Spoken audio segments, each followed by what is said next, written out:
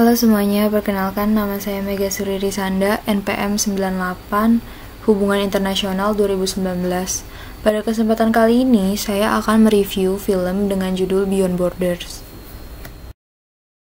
Film ini bercerita mengenai Sarah, seorang menantu dari keluarga terpandang yang hidup dengan kebahagiaan.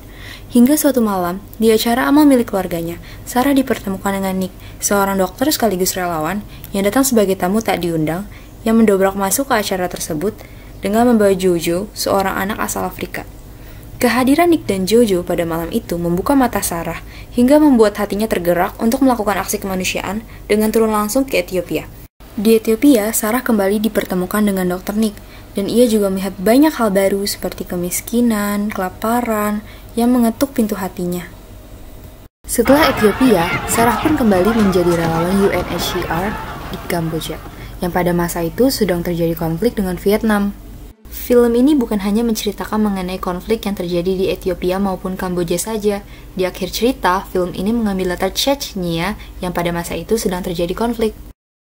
Jadi, apa saja unsur HI dalam film ini? Film ini memang mengambil latar belakang konflik, baik itu di Ethiopia, Kamboja, ataupun Chechnya, pada waktu konflik itu berlangsung maupun setelahnya. Akan tetapi, konflik-konflik yang dimaksud tidak terlalu disorot, sebab film ini lebih berfokus pada dampak yang disebabkan oleh konflik tersebut.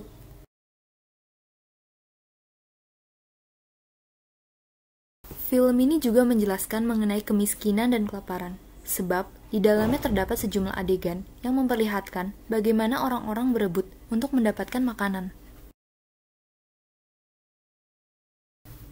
Di dalam film ini juga menceritakan mengenai diskriminasi yang diperlihatkan dalam adegan di mana Jojo, seorang anak kecil asal Afrika yang harus dilempar pisang di tengah keramaian.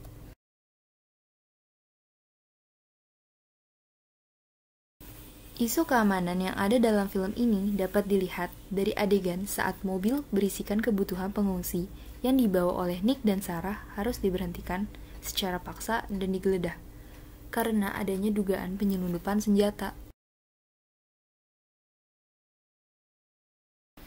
Film ini juga menjelaskan mengenai negosiasi atau kesepakatan bersama, seperti yang dilakukan Sarah ketika berada di Chechnya maupun yang dilakukan oleh Nick ketika berada di Kamboja. Selanjutnya, apa saja organisasi internasional yang ada di film ini? Yang pertama, UNHCR atau United Nations Refugee Agency. Organisasi ini bertujuan untuk memberikan bantuan kepada para pengungsi di seluruh dunia. Our new spokesperson for the UNHCR in the United Kingdom, Mrs. Sarah Beaufort. Dalam film ini, Sarah diceritakan sebagai salah satu agen dari UNHCR. Di dalam film ini juga digambarkan mengenai peran-peran dari non-governmental organization atau NGO.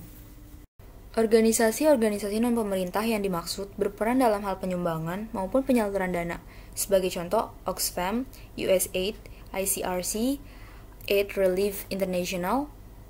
Selanjutnya mengenai tata kelola global. Unsur tata kelola global dalam film ini dapat dilihat dari bagaimana para aktor yang berasal dari berbagai negara yang berbeda menanggapi suatu permasalahan di suatu negara yang tengah mengalami konflik. Sebagai contoh, dengan memberikan bantuan seperti membuat penggalangan dana ataupun mengirimkan tenaga medis untuk membantu negara-negara yang tengah terjadi konflik. Sekian dari saya, terima kasih.